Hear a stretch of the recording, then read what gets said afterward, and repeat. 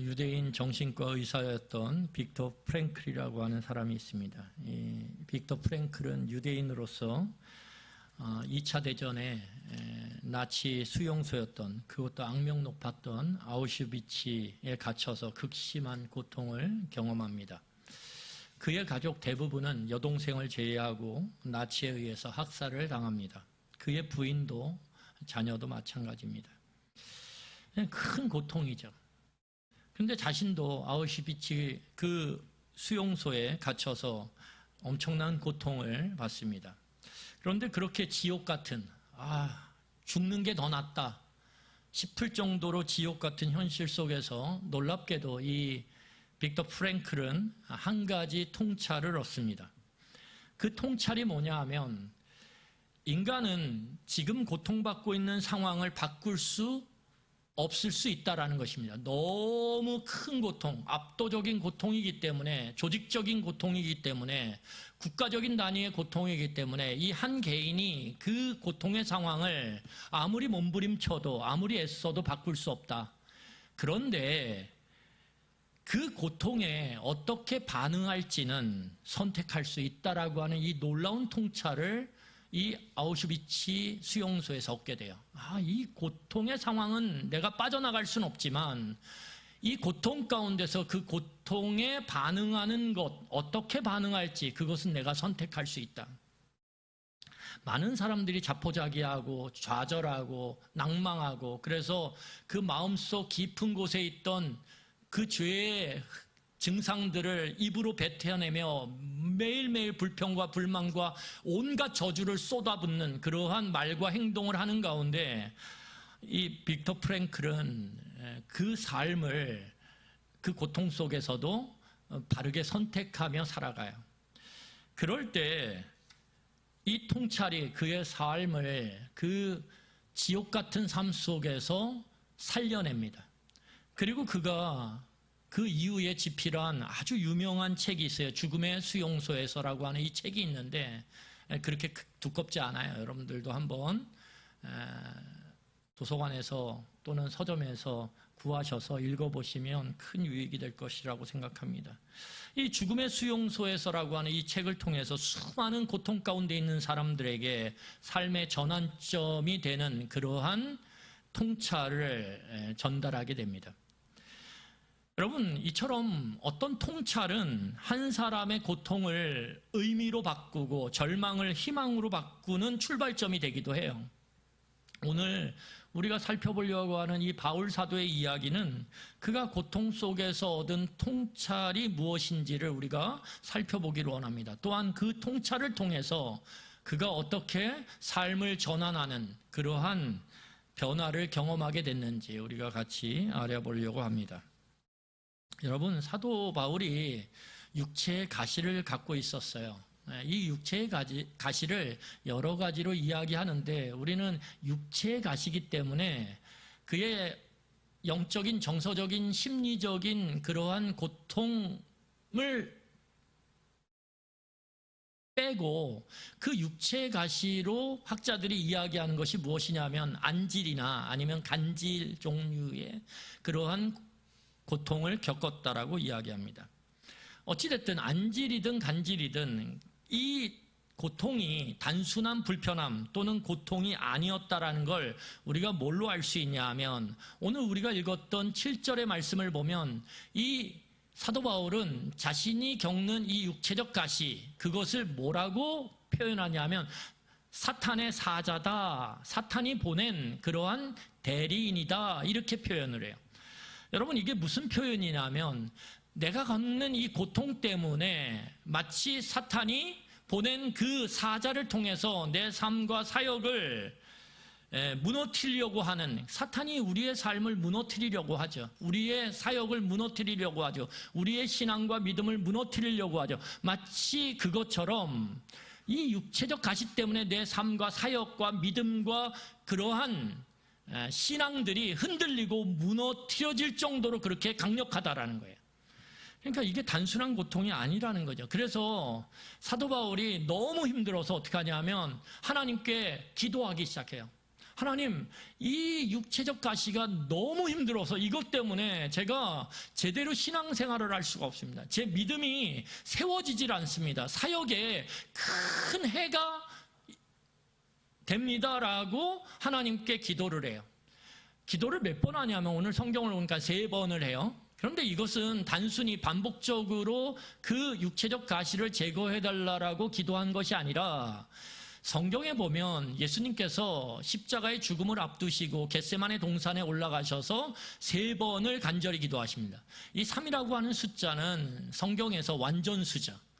그렇기 때문에 이것은 무엇을 의미하냐 하면 이 예수님께서 십자가의 죽음을 앞두시고 그 십자가 죽음에 담겨져 있는 하나님의 버림, 하나님의 저주, 그것을 내가 피할 수 있도록 그렇게 해달라고 땀방울이 핏방울이 되도록 간절히 기도했던 것처럼 오늘 사도 바울은 자신의 육체적 가시를 하나님 앞에 제거해달라고 3번 간절하게 절박하게 온 전심을 다해서 그렇게 기도했어요. 왜냐하면 이 육체적 가시가 제거돼야 내 삶과 사역이 훨씬 더 풍성해질 거라고, 훨씬 더 많은 열매를 맺을 거라고 그렇게 생각했거든요. 그런데 놀라운 사실은 뭐냐면 하나님께서 이 사도 바울의 절박한 간구를 외면하세요. 가시를 제거를 안 해주세요. 여러분, 이게 놀랍지 않습니까? 사도 바울이 기도할 때요, 병든 자들이 나아요. 사도 바울이 기도할 때요, 죽었던 자도 살아나요. 여러분, 그런 놀라운 능력을 갖고선 기도하고 간구했던 사도 바울인데 정작 자신의 그 사역을 위해서, 자신의 믿음을 위해서, 자신의 신앙을 위해서 해가 되는 이 육체의 가시를 제거해달라고 하는 그 간절하고 절박한 기도에 대해서는 하나님이 거절하신다라는 거예요. 이게 참 이상해요. 그런데 하나님께서 그 가시를 제거해 주지 않는 대신에 뭘 주시냐면 말씀을 주세요. 이게 중요합니다. 여러분, 우리 고린도후서 12장 9절 말씀을 다 함께 읽도록 하겠습니다. 하나님이 주신 말씀이에요. 사도 바울의 기도와 간구에 대해서 하나님의 응답으로 주신 말씀이 12장 9절 말씀입니다. 우리 다 같이 함께 읽도록 하겠습니다. 나에게 이르시기를 내 은혜가 내게 족하도다. 아는 내 능력이 약한 데서 온전하여짐이라 하신지라. 그러므로 도리어 크게 기뻐함으로 나의 여러 약한 것들에 대하여 자랑하리니 이는 그리스도의 능력이 내게 머물게 하려 함이라. 여러분, 사도 바울이 간구를 했어요. 육체적 가시 때문에. 그런데 하나님은 응답을 육체적 가시를 제거하는 것들로 응답하신 게 아니라 하나님의 말씀을 주심으로 응답하셨어요. 그리고 사도 바울은 하나님께서 주신 그 말씀을 묵상하기 시작합니다. 여러분, 이것이 중요해요. 우리가 매일매일 성경을 읽지만 성경을 읽음 가운데서 그 말씀을 갖고 한 말씀을 붙잡고 묵상하는 것, 그것이 너무 중요합니다. 여러분, 묵상이라는 게 무엇입니까? 곱씹는 거죠. 여러분, 묵상의 뜻은 계속 씹는 거예요. 계속 내 생각 속에서 말씀을 계속적으로 생각하고 씹고 또 씹고 그래서 그 말씀 속에 담긴 그 엑기스, 그 진액을 어떻게 해요? 내 속에 그렇게 흡수하는 것, 그게 묵상이죠. 그래서 말씀을 계속 곱씹고 도대체 하나님이 왜 내 육체적 가시를 제거하지 않고 이 말씀을 주셨는지 계속 이 말씀을 붙잡고 묵상하는 거죠. 자신의 이 육체적 가시로 인해 겪는 고통의 현실과 연결시켜서, 이게 중요하죠. 하나님의 말씀을 그냥 묵상하는 게 아니라 그 말씀을 통해서 내 육체적 고통, 내 육체적 상황, 그 어려움, 고난을 어떻게 해요? 바라보는 거예요. 여러분, 이게 묵상입니다. 말씀을 통해서 나의 상황을 바라보는 것, 내 육체적 가시를 바라보는 것을 계속 그렇게 반복해서 집중해서 하기 시작해요. 그럴 때 어떤 일이 일어나냐면 내 그 육체적 가시, 그 고통이 해석되기 시작해요. 이게 무슨 의미일까? 그 육체적 가시 안에 담겨진, 하나님이 제거하지 않으신 그 육체적 가시 안에, 고통 안에 담겨진 그 뜻이 해석되기 시작해요. 놀랍죠? 해석되기 시작해요. 그리고 그 해석된 것이 어떻게 해요? 다시 내 지금의 현실 가운데 적용되기 시작하는 거예요. 여러분, 이것이 중요합니다. 하나님의 말씀을 통해서 내 현실을 바라봐요. 묵상이죠. 그리고 그것이 해석되어져요. 현실이. 그리고 그 해석된 현실이 오늘 내 속으로 다시 들어와서 내 마음 가운데, 내 생각 가운데, 내 행동 가운데 적용되어지기 시작해요. 이것이 묵상과 해석과 적용의 관계입니다. 여러분, 그런데 이러한 묵상과 해석과 적용의 과정을 통해서 사도 바울이 놀랍게도 한 가지 통찰을 얻어요. 그게 무엇이냐면, 인간의 약함과 하나님의 능력 사이에 존재하는 신비한 관계가 있구나. 이걸 깨달아요. 내 이 육체적 가시, 이것으로 인한 이 고통, 이것으로 인한 이 약함과 하나님의 능력 가운데 놀랍게도 서로 연결되어 있는 그러한 신비한 관계가 있구나. 이것을 깨닫습니다. 이게 뭐냐면 통찰이에요. 다시 말해서 하나님의 말씀을 통해서 그는 통찰을 얻게 되는데, 여러분, 통찰이 무엇입니까? 깨달음이죠. 깨달음. 통찰이라고 하는 것은 성경의 지식을 단순히 우리가 읽고 그것을 배우고 공부해서 그 정보들을 모으고 쌓는 게 아니에요.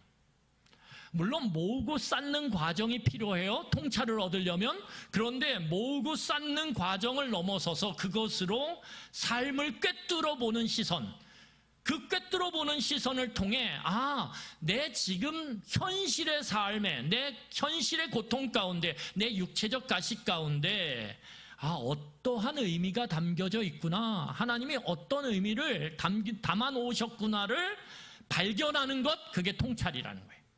그러니까 이 하나님의 말씀을 통해서 깨달음, 이 현상을 꿰뚫어 볼 수 있는 시선을 갖기 전에 바라보는 현실과 그것을 가진 다음에 바라보는 현실은 똑같은 현실인데 전혀 다르다라는 거예요.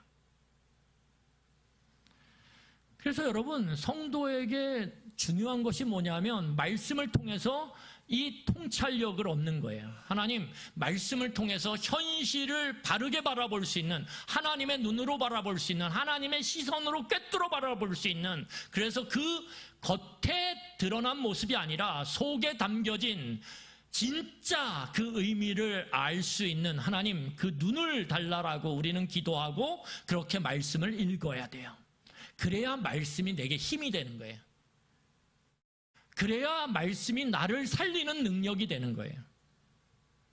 여러분, 그러면 사도 바울이 하나님의 말씀을 묵상하고 해석해서 내 삶에 적용함으로 그렇게 했던 통찰이 도대체 무엇이냐 이거죠. 오늘 하나님은 우리가 읽었던 고린도후서 12장 9절 말씀을 통해서 사도 바울에게 두 가지 통찰을 알려주세요.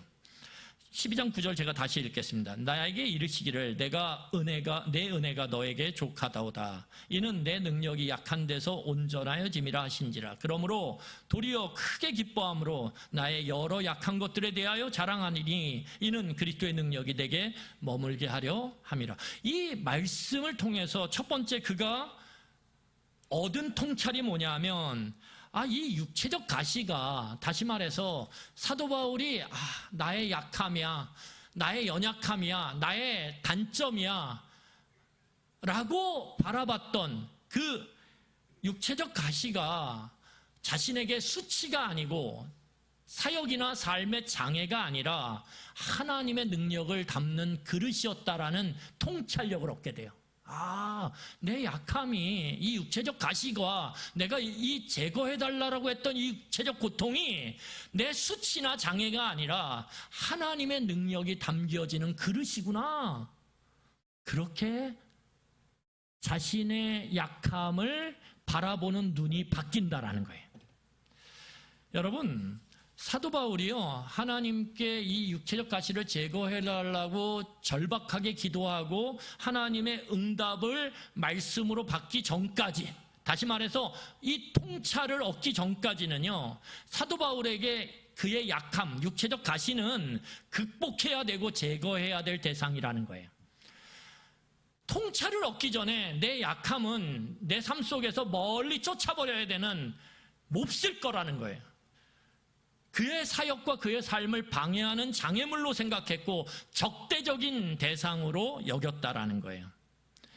그런데 놀랍게도 하나님께서 말씀을 통해서 그에게 한 가지 통찰을 주세요.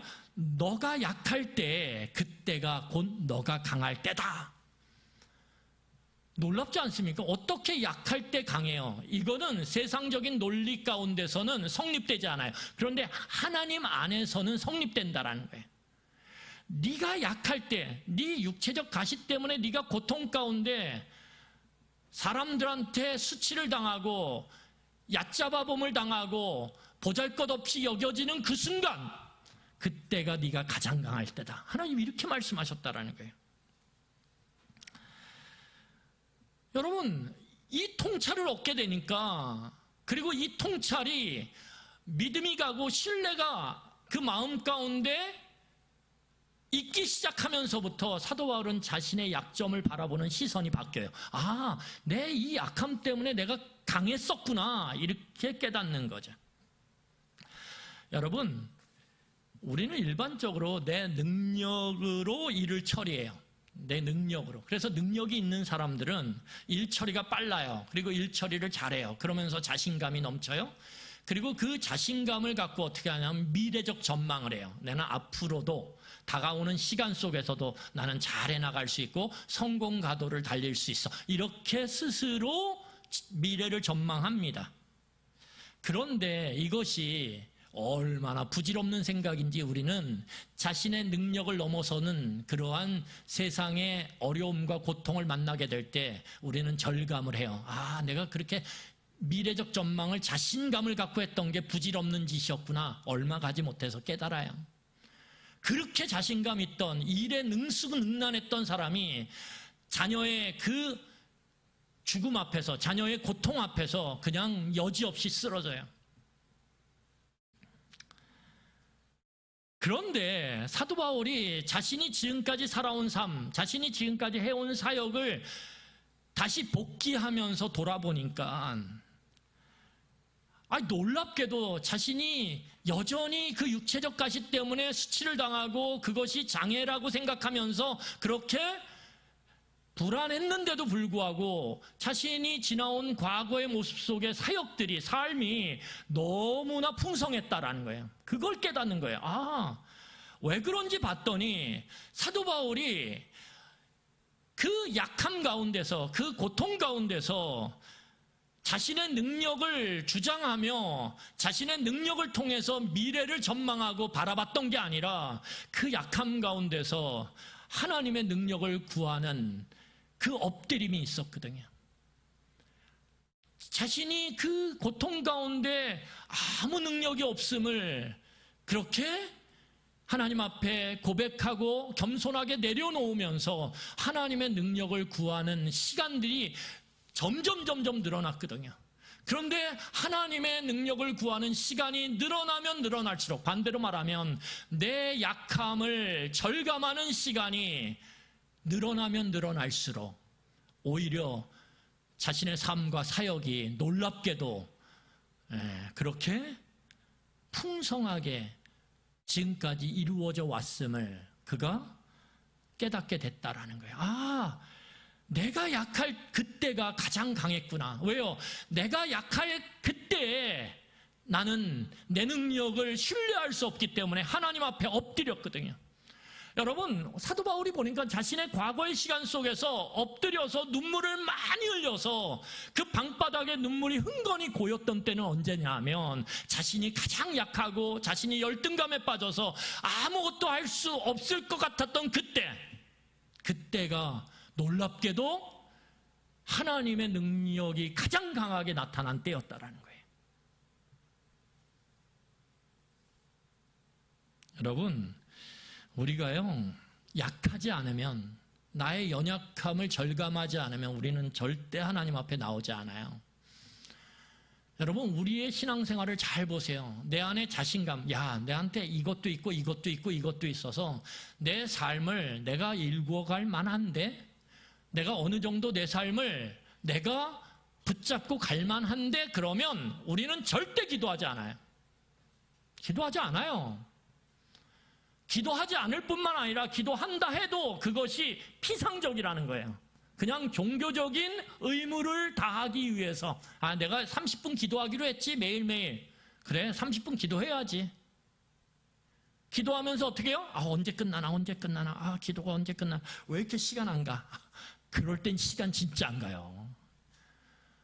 여러분, 피상적으로 기도할 때요, 1분이 안 가요. 기도하는데 시간이.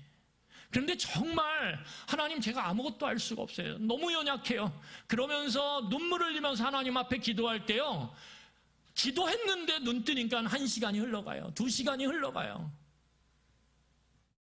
시간으로 다 그 진정성을 구분할 수는 없어요. 하지만 여러분, 우리가 가장 약할 그때 우리는 가장 크신 하나님을 찾게 돼 있다라는 거예요.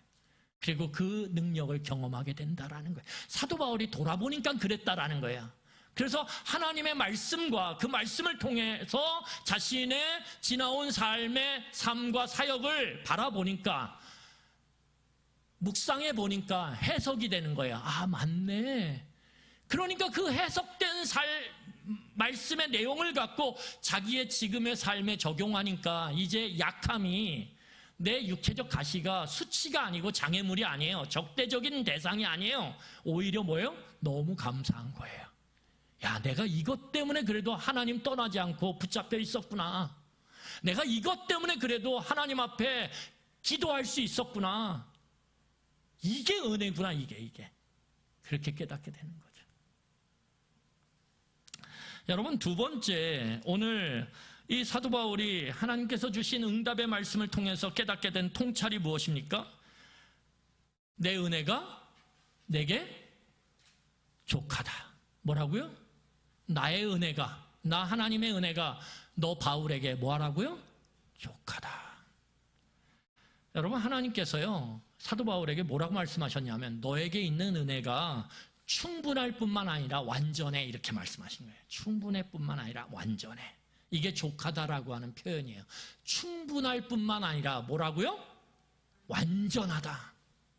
그런데 사도 바울은 자신의 이 육체적 고통을 바라보니까 어때요?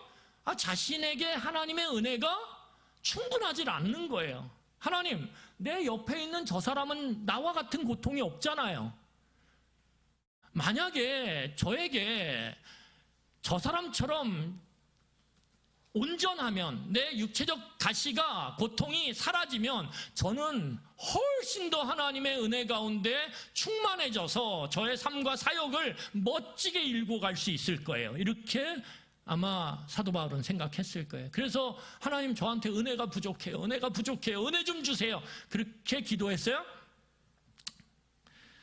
그런데 사도 바울에게 하나님께서 뭐라 그래요? 네 은혜가 충분할 뿐만 아니라 어떠고? 완전하다. 여러분, 사도 바울이 이 통찰을 통해서 자신의 삶을 묵상하니까 은혜가 너무 넘친 거예요. 은혜가 너무 넘친 거예요.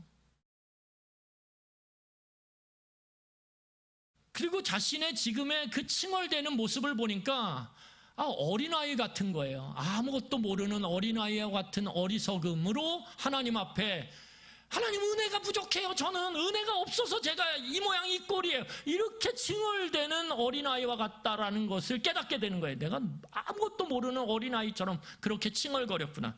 여러분, 왜냐하면 여러분, 사도 바울이요, 마치 손흥민의 발을 가졌어요. 손흥민의 발을 가졌다라는 건 뭐예요?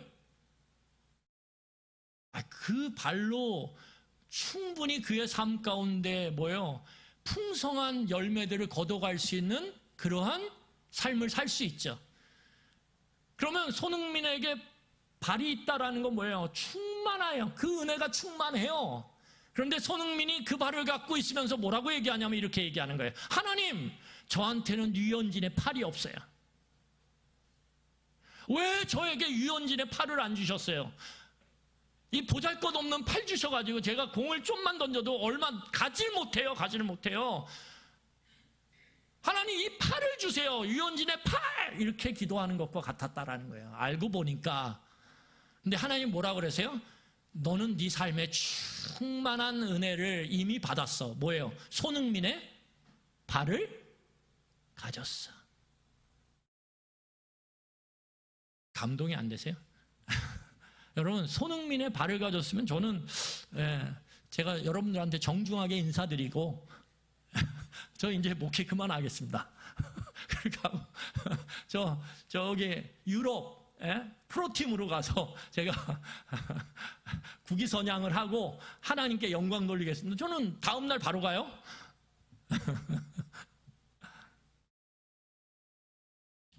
그가 얻은 통찰이야. 내가 육체적 가시 때문에 나한테 은혜가 부족하다라고 칭얼거렸는데, 야, 그거 어리석은 어린아이와 같은 칭얼거림이었구나. 이미 나한테는 하나님께서 더 크고 충만한 은혜를 주셔서 하나님 그것들을 사용하셔서 내 삶을, 내 사역을 지금까지 이끌어 오셨구나. 여러분, 이 두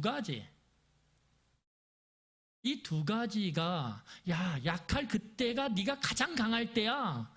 그리고 너에게는 이미 완전한 은혜가 있어 라고 하는 이 두 가지의 통찰을 깨닫고 그것으로 여전히 자신을 괴롭히는 육체적 가시를 안고 살아가는 삶을 바라보니까 그때부터는 이전과는 다르게 자신의 삶이 보이기 시작하는 거예요. 이게 뭐예요? 이게 통찰을 통한 인생의 전환점을 맞이한 거죠. 여러분, 오늘 성경을 보세요. 고린도후서 12장 7절과 디모데후서 1장 9절입니다. 우리 같이 읽도록 하겠습니다. 같이 읽겠습니다.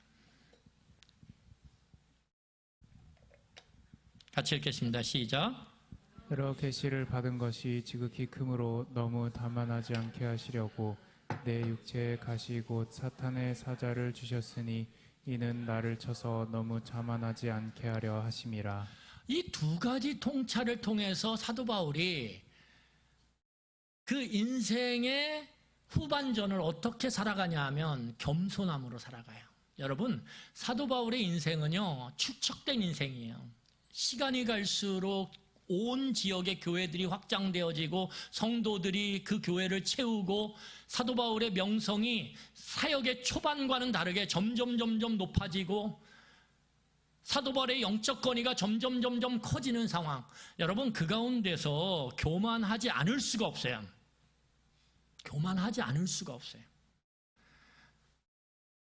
만약에 저한테 선택을 하라고 만약에 누군가 한다면 하나님께서, 야, 너는 세움교회 담임 목사로서 교회가 크게 확장되어지면서 그에 따라서 네 마음이 교만해지기를 원하니 아니면 교회가 작더라도 겸손하기를 원하니, 그러면 저는 후자를 택할 거예요. 왜냐하면 교회가 커지는 것, 사람이 많아지는 것, 그런데 그거에 따라서 제 마음이 자연스럽게 부풀어 올라서 교만해지겠죠. 그러면 저도 망하고 교회도 망하는 거예요. 저도 안 망하고 교회도 안 망하려면, 성도들도 안 망하려면 어떻게 해요? 교회가 작더라도 겸손을 유지하는 게 훨씬 더 유익하다라는 거예요. 물론 크다 그래서 교만해지고 작다 그래서 겸손해지고 그것이 그렇게 비례하는 것은 아니에요. 커도 겸손할 수 있고요, 작아도 교만할 수 있어요. 하지만 대체적으로 만약에 두 가지 중에 하나를 선택하라면 저는 후자를 선택한다라는 거예요. 여러분, 사람이요, 커지면, 많아지면, 그를 떠받치는 사람들이 우죽순격으로 늘어나면 그 가운데서 마음을 지키는 것, 겸손하게 자신을 지키는 것이 가장 어려워요. 그런데 우리가 이미 다 알듯이 교만은 망하는 것의 앞잡이거든요. 망하려면 교만해지면 돼요. 여러분의 삶 가운데서 야, 내 일이 망하고 잘 안 되고 아무리 애써도 일이 잘 안 풀리기를 원한다. 그러면 간단해요. 어떻게 하시면 되냐면 교만하면 돼요. 사람들 앞에서 나를 주장하고 나를 강요하고 그렇게 교만하게 말하고 행동하면 아무리 애써도 일 되지 않아요.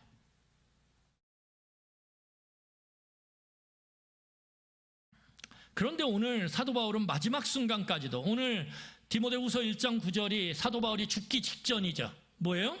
오늘 이렇게 하고 있어요. 하나님이 우리에게 구원하사 거룩하신 소명의 부르심은 우리의 행위대로 하시며, 내 행위로 그렇게 하신 게 아니라는 거예요. 지금까지 하나님께서 구원의 역사를 이루어 오신 것이, 교회를 세우시고 성도를 불러 모으신 것이 나의 열심과 나의 행위와 나의 노력으로 된 게 아니라는 거예요. 이게 마지막 고백이에요. 뭐 때문이냐? 그것이 하나님의 은혜로 됐다라는 거예요.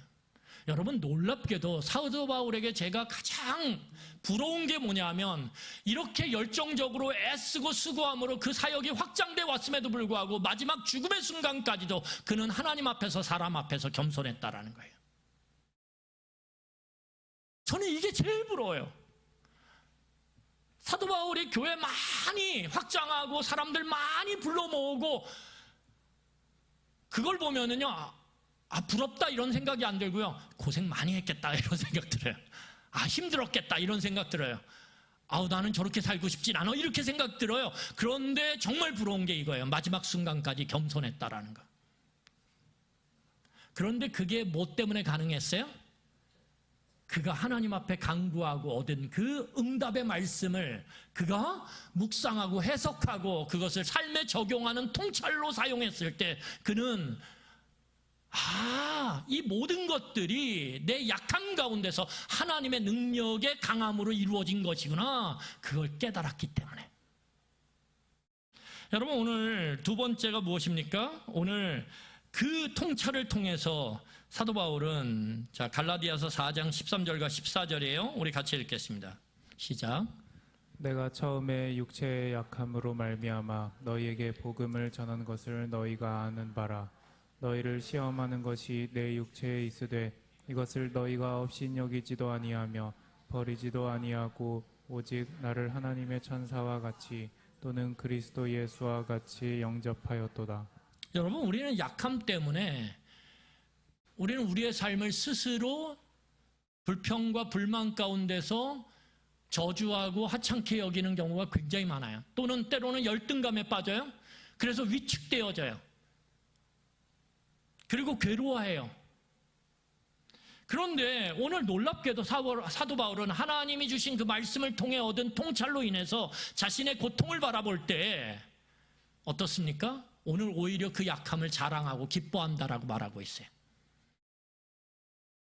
왜냐하면 자기의 능력으로 산 것보다 자기의 약함 가운데 하나님의 은혜로, 하나님의 능력으로 살기 위해서 하나님 앞에 기도하고 간구함으로 그가 살아왔던 인생이 더 효과적이었거든요. 그게 더 아름답고 멋졌거든요. 그러니까 어때요?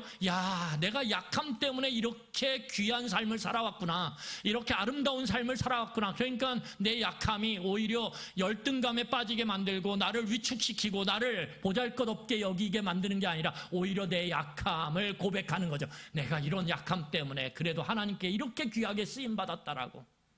그러니까 나중에 약함이 뭐가 되는 거예요? 자랑거리가 되는 거예요. 그리고 기쁨의 거리가 되는 거예요. 여러분, 이 놀랍지 않습니까?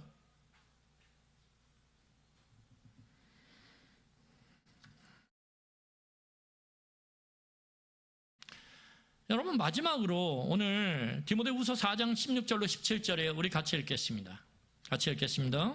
내가 처음 변명할 때에 나와 함께한 자가 하나도 없고 다 나를 버렸으나 그들에게 허물을 돌리지 않기를 원하노라. 주께서 내 곁에 서서 나에게 힘을 주심은 나로 말미암아 선포된 말씀이 온전히 전파되어 모든 이방인이 듣게 하려 하심이니 내가 사자의 입에서 건짐을 받았느니라. 여러분, 거기 16절에 보면 내가 처음 변명할 때 나와 함께한 자가 하나도 없고, 여기서 변명한다라는 건 뭐냐면 법정에서 자신의 믿음을 어떻게 해요? 변론할 때, 변호할 때. 그런데 그 변호하는 가운데서 어떻게 하냐면 누구도 내 옆에 남아있는 사람들이 없다라는 거예요. 다 나를 등지고 떠났다는 거예요. 왜? 사도 바울 안다 그러면 어떻게 해요? 손해볼 것이기 때문에. 그래서 다 떠났는데, 그런데도 오늘 사도 바울이 이 마지막 순간, 디모데후서를 쓰는 이 인생의 마지막 그 말미, 그 순간에 뭐라고 얘기하냐면 그들을 원망하질 않아요. 그들을 책하거나 허물을 돌리지 말라라고 오늘 디모데에게 이야기해요. 여러분, 오늘 사도 바울이 자신의 약함을 통해서 얻은 그 통찰을 통해서 사도 바울은 자신의 삶과 자신의 주변 사람들을 바라보기 시작해요. 그럴 때 자신과 같이 연약한 사람들, 상처 입은 사람들을 더 깊이 이해하게 됐어요. 그리고 그들을 진심으로 위로하고 격려하는 그러한 지도자가 됐다라는 거예요. 여러분, 우리가요, 일을 많이 하면 할수록 어떤 일들이 일어나냐면 사람을 잃어요. 여러분, 일을 열심히 하잖아요. 일을 열정적으로 많이 하잖아요. 그러면 거기에 비례해서 우리는 사람을 잃어요. 대체적으로 그래요. 그런데 사도 바울은 일을 많이 했는데도 불구하고, 어마어마한 일들을 했음에도 불구하고 마지막 순간에 사람을 잃는 게 아니라 잃었던 사람까지도 얻어요. 다시. 마가 요한이라고 하는 사람은 그의 1차 그 복음을 전하고 나서 2차 복음을 전하는 그 사역을 시작하게 될 때 마가 요한을 잃거든요. 틀어져요, 서로. 일 때문에. 그런데 마지막 순간에는 마가 요한을 얻어요. 그러니까 일 때문에 사람을 잃는 게 자연스러운 것인데, 사도 바울은 일이 점점 많아질수록 그 많은 일들 감당할수록 사람을 더 많이 얻어요. 왜냐하면 사람에 대한 깊은 이해, 진정한 이해가 그 안에 생겼거든요. 뭐를 통해서요? 자신의 약함을 하나님의 말씀으로 바라보는 그 과정을 통해 얻은 통찰 때문에.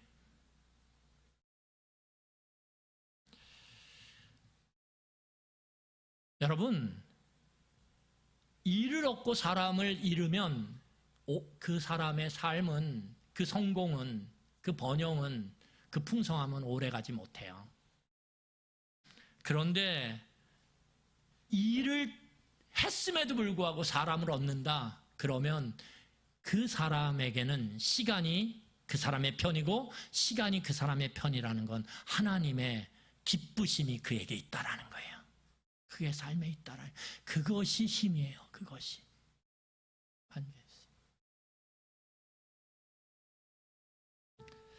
여러분, 사도 바울이요, 육체적 가시와 그에 대한 하나님의 응답을 통해서 깊은 통찰을 얻었어요. 그리고 그 깊은 통찰을 통해서 자신의 해결되지 않은 그 약함을 바라봤어요. 그럴 때 놀랍게도 자신의 약함을 이전에 그냥 바라볼 때와 하나님의 말씀을 통해 그것을 묵상하고 해석함으로 통찰력을 얻어서 바라볼 때와는 전혀 달랐어요. 자기가 못 보던 게 보이기 시작했어요. 아, 내 약함 가운데 하나님의 능력이 담겨 있구나. 내가 이 약함 때문에 그래도 하나님 앞에 기도하고 하나님께 간구하고 하나님 앞에 나아가고 하나님 붙잡고 하나님의 말씀을 그래도 오늘도 붙잡고 살아가는구나. 그게 진짜 능력이구나. 그리고 그 약함에도 불구하고 내게 주시는 하나님의 은혜는 완전하구나.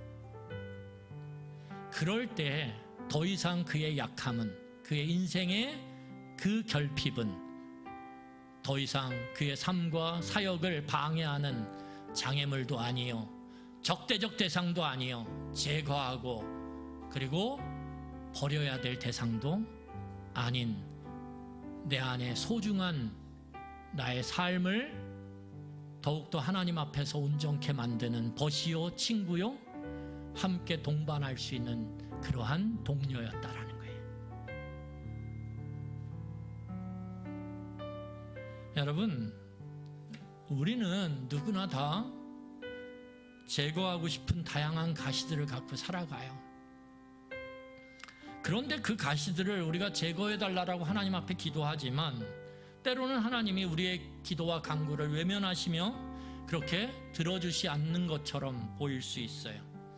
그럴 때 우리는 그 상황 가운데 오늘 사도 바울처럼 하나님의 말씀을 읽으며 묵상하며 그것을 해석해야 돼요. 그리고 그 가운데서 하나님이 주시는 통찰을 얻어야 돼요.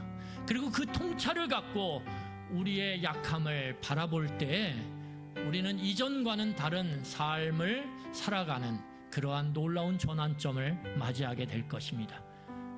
그렇게 살아가는 사람과 그냥 그 육체적 가시를 불평과 불만으로 그렇게 바라보며 살아가는 사람과는 그 삶의 이유가 달라진다라는 거예요.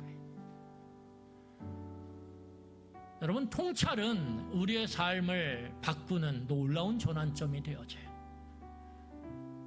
오늘 하나님께 그것을 간절히 구하는 그러한 시간이 되기를 간절히 소망합니다.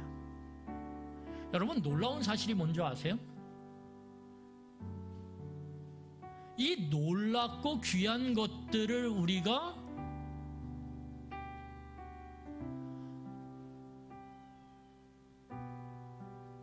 얻을 수 있음에도 불구하고, 이것을 얻어서 우리가 우리의 삶을 새롭게 살아갈 수 있음에도 불구하고 우리는 이걸 무시한다라는 거예요. 이걸 얻으면 사는데, 이걸 얻으면 이 통찰을 통해서 우리의 삶이 달라지는데 우리는 이걸 무시해요. 얻으려고 하지 않아요. 이게 우리의 놀라운 점이라는 거예요. 그리고 그냥 내 약함을 그냥 지금까지 바라봤던 대로 그냥 바라봐요. 그걸 지금까지 대했던 대로 대해요. 적대적으로, 불평거리로, 불만거리로. 그러니까 삶이 전환점을 맞이하지 못해요. 하나님은 우리에게 계속 말씀을 주시면서 야, 생각해봐.